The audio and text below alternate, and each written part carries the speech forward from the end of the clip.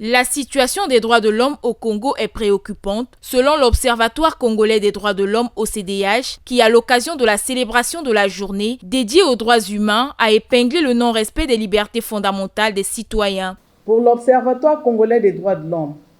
qui fête ses 30 ans d'existence, le bilan en termes de respect des droits humains reste préoccupant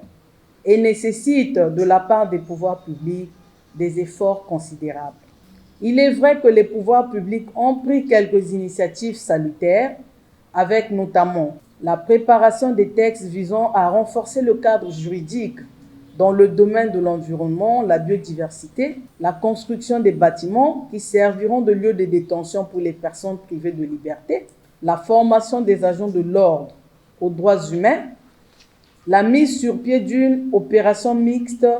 visant à lutter contre le grand banditisme, mais les efforts doivent être encore faits pour effectuer un sursaut national et atteindre l'idéal des droits humains. Faisant mention de quelques index de la société civile où la question de respect des droits de l'homme se pose, l'OCDH appelle les autorités à manifester de l'intérêt pour le respect des droits de chaque individu. L'OCDH, par ce message, voudrait rappeler que les organisations de défense des droits humains ne devraient pas être confondues aux partis politiques, ni être perçues comme des ennemis ou acteurs malveillants, mais comme des partenaires incontournables. En défendant les droits humains, nous prévoyons les violations avant qu'elles ne soient commises. En protégeant les droits humains,